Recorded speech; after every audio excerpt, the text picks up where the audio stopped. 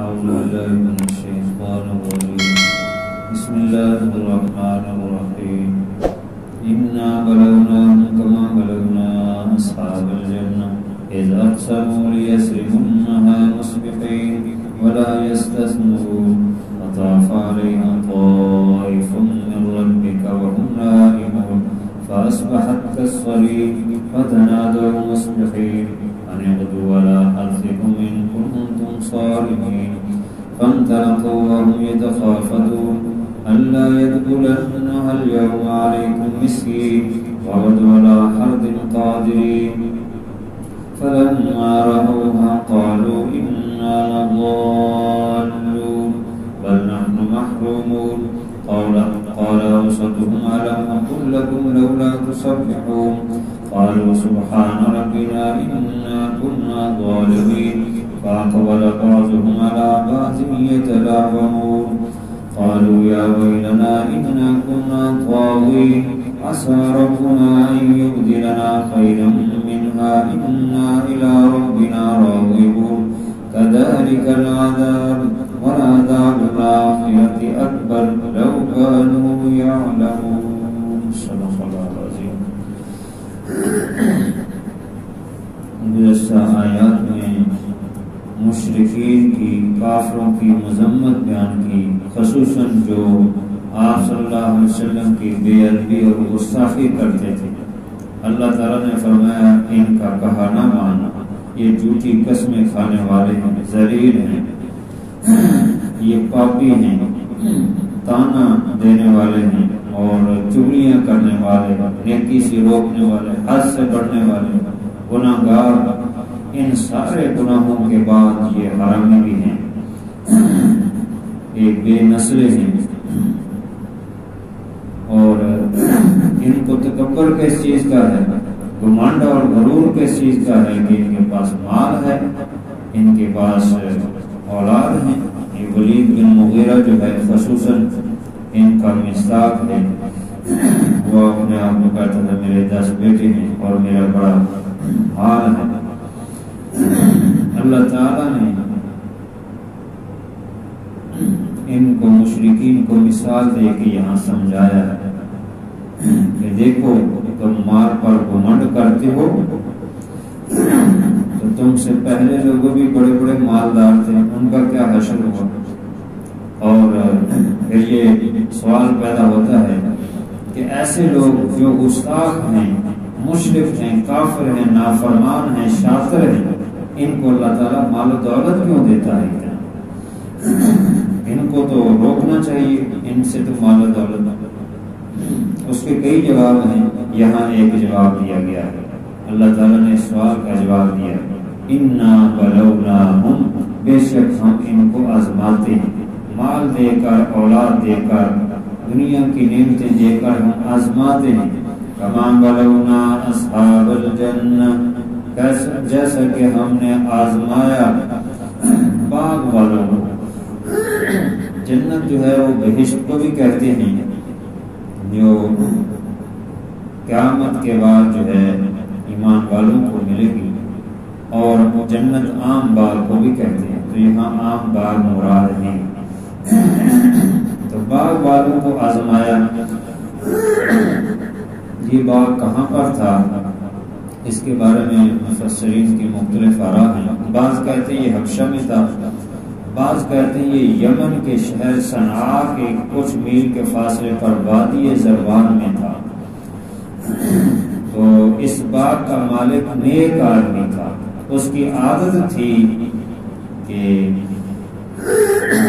جب وہ فصل کو کاٹتا تو مسکینوں کو دیتا، اور جب وہ فصل کو ماپتا، وزن کرتا تو پھر بھی مسکینوں کو دیتا، اور جب اس کا آٹا پسوا لیتا تو روٹی اور کھانا پک جاتا تو پکا کر بھی مسکینوں کو دیتا. یعنی ہر طرح مسکینوں کو دیتا. اپنے آمدن سے جو جو صورتیں ہوتی تھی، کچا بھی دیتا، پکا بھی دیتا. جب کٹتی ہے تو اس وقت جو اس کو مل رہا ہے اس پر شکر ادا کرتے ہوئے بھی دیتا. جب اس کو ماپنے کا، وزن کرنے کا وقت آتا پھر بھی دیتا. نیک آدمی تھا، اس کے 5 بیٹے تھے اور بیٹے جو ہے کچھ نالائق تھے، بے وقوف تھے، سمجھدار نہ نکلے۔ تو جو درمیانہ بیٹا تھا وہ کچھ سمجھدار تھا۔ تو ان بیٹوں نے کہا، جب وہ شخص باغ کا مالک مر گیا، فوت ہو گیا، تو بیٹوں نے کہا کہ دیکھو یہ ہمارا باپ تو بے وقوف تھا، ایسے ہی مال لٹاتا تھا تو سارا غریبوں مسکینوں کو دے دیتا تھا، تو ہمارے لیے کیا بچے گا؟ ہم بال بچے دار ہیں، اگر ہم اس طرح کرتے رہیں جیسے ہمارا باپ غلط کام کرتا تھا تو ہمارے پاس کیا بچے گا؟ ہمارے بال بچے کہاں سے کھائیں گے اور ہمارے پاس مال کہاں سے آئے گا؟ حالانکہ دینے والا تو اللہ ہے، رازق تو اللہ ہے، اللہ دیتا ہے۔ اللہ کہتا ہے کہ مما رزقناہم ينفقون، جو میں نے دیا ہے اس میں سے خرچ کرو، تو دیتا تو اللہ ہی ہے سب۔ یہ سمجھتے ہیں کہ شاید ہماری کوئی محنت ہے یا ہم مالک ہیں اس باغ کے۔ تم کہاں مالک ہو؟ اگر تم مالک تب بنتے جب تم مالک کو ضائع ہونے سے بچا سکتے۔ اللہ چاہے تو کسی کے مال کو ضائع کر دے، تو مالک تو اصل اللہ ہے، کیونکہ اختیار سارا اللہ کا ہے۔ تو وہ اللہ تعالیٰ دیتا ہے، ہاں جی، وہی سب کا رازق ہے، وہی سب کو دینے والا ہے۔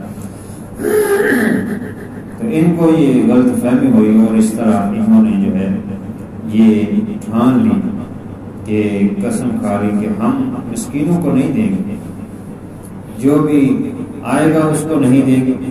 تو اب جب فصل کاٹنے کا وقت آیا تو انہوں نے یہ پلان بنا لیا کہ ہم صبح صبح اندھیرے منہ جائیں گے، کیونکہ لوگوں کا رواج تھا کہ جب کوئی فصل کاٹتا تو وہ وہاں فصل میں پہنچ جاتے، مسکین وغیرہ ضرورت مند، تو اس میں پھر ان کو دے دیا جاتا ہے۔ تو انہوں نے کہا کہ لوگوں نے تو آ جانا ہے، مسکینوں فقراء نے تو آنا ہی آنا ہے، اس لیے ہم رات کے وقت چھپ کر کاٹیں گے، کسی کو پتہ نہ چلے اور تاکہ ایک بھی مسکین نہ آ سکے اور ہم سارے کا سارا رکھیں۔ اتنے بخیل تھے۔ اور اس طرح انہوں نے اپنے باغ کی جو وراثت سے ان کو باغ ملا اس میں جو ہے خود اپنی جانوں پر ظلم کیا۔ تو اللہ تعالیٰ فرماتے ہیں کہ جس طرح قارون تھا وہ کیا کہتا تھا، اعلی علم عندی، جو میرے پاس علم ہے، ہنر ہے، اس کی وجہ سے یہ میں نے مال کمایا ہے۔ موسیٰ علیہ السلام کہتے ہیں کہ دے دوں، میں کیسے دے دوں؟ یہ نہیں میں دے سکتا، یہ تو میرے ہنر اور میرے عقل مندی اور سمجھداری کے ساتھ ملا ہے۔ تو اللہ تعالیٰ نے اس کو اس کے خزانوں کے ساتھ دنسا دیا زمین کے اندر۔ مشرکین مکہ کو خبردار کیا جا رہا ہے، تم مال پر تکبر اور غرور کر رہے ہو، اس کا مالک اللہ ہے، اللہ نے تمہیں دیا، اس پر تکبر نہ کرو۔ جیسے باغ والوں کا حشر ہوا تمہارا بھی یہی حشر ہوگا۔ حالانکہ اللہ تعالیٰ فرماتے ہیں فی اموالکم حق للسائل والمحروم، تمہارے مالوں کے اندر سائل اور محروم کا حق ہے۔ سائل اور محروم یعنی جو مساکین ہے، فقراء ہے، جو ضرورت مند ہیں، ان کا حق اللہ تعالیٰ نے رکھا ہے، ان کا حق ادا کرو۔ تو ان کو اللہ تعالیٰ فرماتے ہیں جو کافر ہیں، مشرک ہیں، جو نافرمان ہیں، ظالم ہیں، ان کو اللہ دیتا ہے، کیوں؟ آزماتا ہے اللہ تعالیٰ، ان کو دے کر آزماتا ہے۔ تو اللہ تعالیٰ کی آزمائش مختلف طریقوں سے ہوتی ہے، تو اس لیے ان کافروں کو جو یہ سوال پیدا ہوتا ہے کہ یہ ان کو کیوں دیا جاتا ہے، تو یہ مال و دولت ہونا کوئی قبولیت کی علامت نہیں ہے کہ اللہ کے ہاں کوئی مقبول نہیں، بلکہ مقبولیت کی علامت جو ہے وہ ایمان ہے، نیکی ہے، خیر ہے، مال کا حق ادا کرنا ہے۔ تو فرمایا ان مشرکین کو بھی ہم آزماتے ہیں جیسے ہم نے باغ والوں کو آزمایا۔ تو باغ کا مالک جب فوت ہو گیا تو ان کے بیٹوں نے کیا پلانیں بنائی، اذ اقسموا لیسرمنها مصبحین، قسم کھائی انہوں نے کہ البتہ ہم صبح سویرے اپنی فصل کاٹیں گے، صبح اٹھ کر اندھیرے میں، ولا یستثنون، اور استثناء نہیں کیا۔ اس کے دو معنی ہیں، ایک یہ کہ انہوں نے انشاءاللہ نہیں کہا، استثناء انشاءاللہ بھی استثناء ہے، کہ یعنی میں یہ کام کروں گا، ساتھ استثناء کر دیا کہ میں نہیں کر سکتا، انشاءاللہ اگر اللہ نے چاہا تو کر سکتا ہوں۔ تو اس طرح انشاءاللہ نہیں کہا، انشاءاللہ کہتے تو ہو سکتا ہے کہ یہ کام ہو جاتا، کیونکہ جب انسان کوئی کام کا ارادہ کرتا ہے تو انشاءاللہ کہہ دے، تو اگر وہ نہ بھی کر سکے تو گنہگار نہیں ہوتا، کیونکہ اس نے اللہ کی مشیت پر چھوڑ دیا، تو اللہ تعالیٰ کی طرف نسبت کر دی، تو اللہ کی جو حکمت ہوتی ہے اس طرح وہ کام ہو جاتا ہے۔ تو آپ کوئی بھی کام کرنے کے وقت جو ہے انشاءاللہ کہہ دینا چاہیے۔ جیسے کوئی شخص کہتا ہے کہ میں آتا ہوں، تو ساتھ کہہ دیں میں آتا ہوں انشاءاللہ۔ تو بعض بات یہ ہوتا ہے کہ وہ کہتا ہے میں آتا ہوں، وہ آ نہیں پاتا کیونکہ انشاءاللہ نہیں کہا، یا کہیں رستے میں کوئی ایکسیڈنٹ ہو جاتا ہے، یا کوئی حادثہ ہو جاتا ہے، یا اس کو کوئی اور نقصان ہو جاتا ہے، یا اس کو وہاں پہنچنے میں دیر ہو جاتی ہے، تو انشاءاللہ ضرور کہنا چاہیے۔ دوسرا معنی یہ ہے کہ انہوں نے استثناء نہیں کیا، یعنی انہوں نے یہ نہیں کہا کہ ہم اندھیرے منہ کاٹ لیں گے لیکن مسکینوں کا کچھ علیحدہ رکھ لیں گے، یہ استثناء کر دیتے ہیں کہ ہم مسکینوں کو خود دے دیں گے بعد میں لیکن علیحدہ کر کے رکھ لیں گے، یہ بھی نہیں کہا۔ تو اس کا نتیجہ یہ ہوا فَطَافَ عَلَيْهَا طَائِفٌ مِّن رَّبِّكَ وَهُمْ نَائِمُونَ، بس پھر گیا اس کے اوپر، ان کے فصل کے اوپر پھرنے والا تیرے رب کی طرف سے، وَهُمْ نَائِمُونَ، اور وہ سوئے ہوئے تھے۔ فَأَصْبَحَتْ كَالصَّرِيمِ، تو بس وہ ان کی باغ، ان کی فصل ایسے ہوگی جیسے کٹی ہوئی ہے۔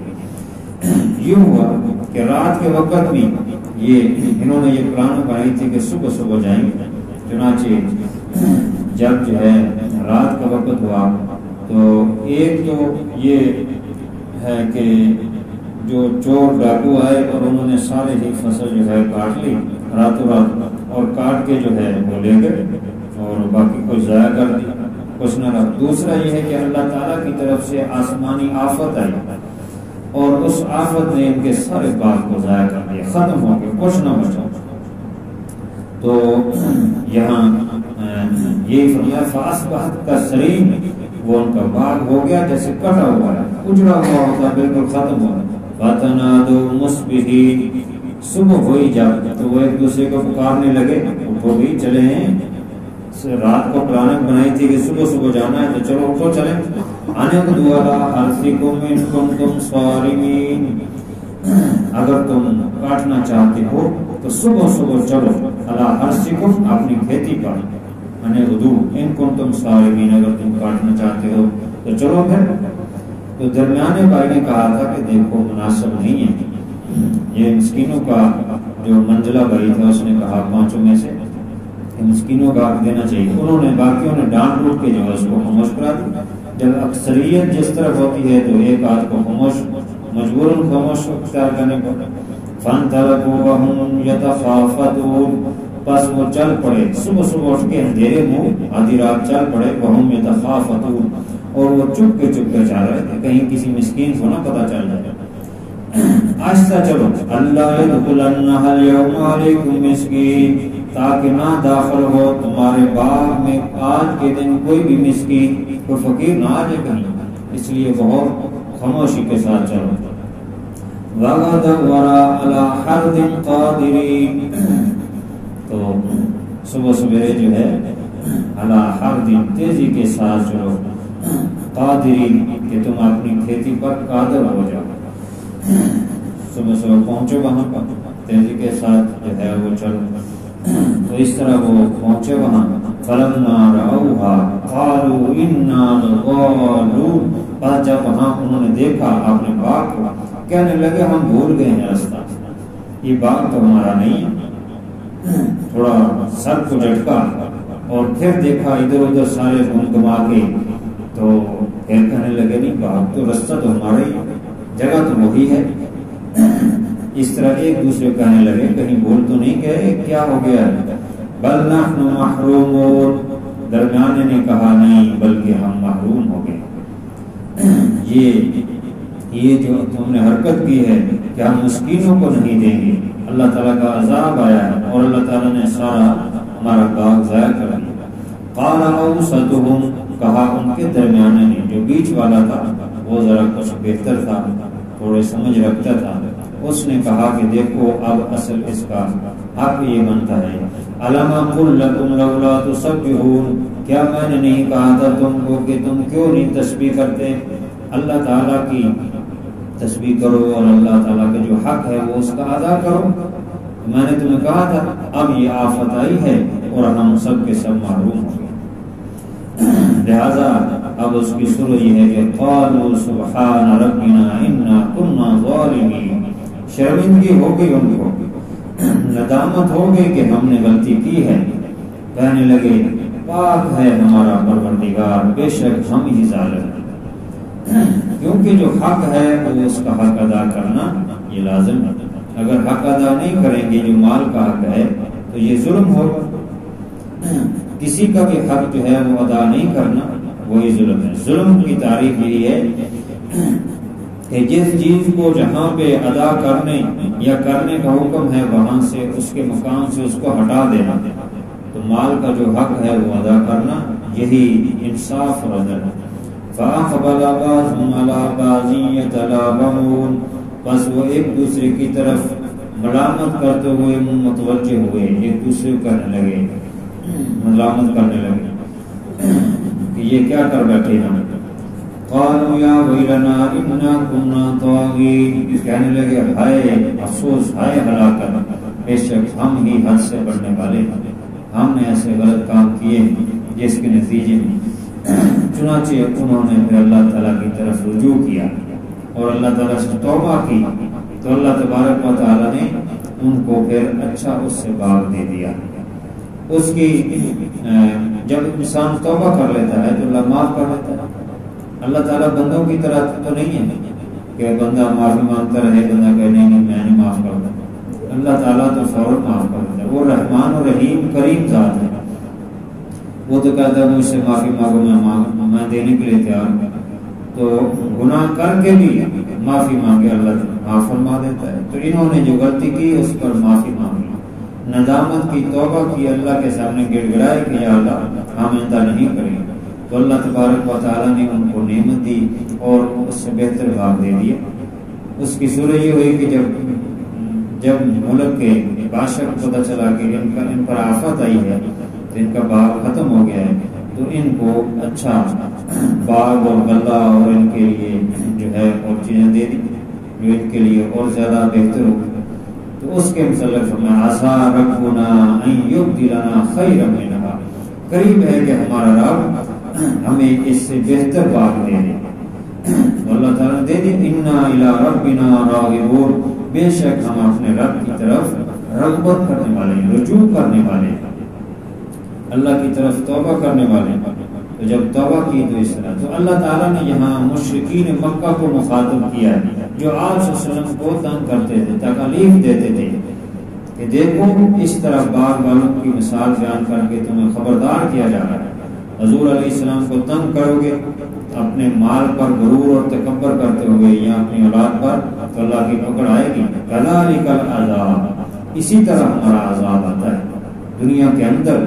اللہ تعالیٰ کا یہ قانون تو نہیں کہ اللہ تعالیٰ دنیا میں عذاب دے، لیکن بعض بات دوسروں کو عبرت دلانے کے لیے اللہ تعالیٰ کہیں کہیں عذاب بھیج دیتا ہے۔ اصل عذاب تو فرمایا والا عذاب الآخرت اکبر، اور آخرت کا عذاب بہت بڑا ہے۔ وہ لو کانوا یعلمون، کاش کے یہ لوگ جانیں، اس طرح متوجہ کریں کہ اصل جو ہے وہ آخرت ہے، وہ اگر کامیابی تبھی ہوگی جب ایمان ہوگا، اعمال صالح ہوگی، اور اگر نہیں ہوں گے تو پھر عذاب۔ اللہ تعالیٰ عمل کی توفیق عطا فرمائے۔ الحمدللہ رب العالمین والصلاة والسلام علی سید الرسول وخاتم الانبیاء والمرسلین۔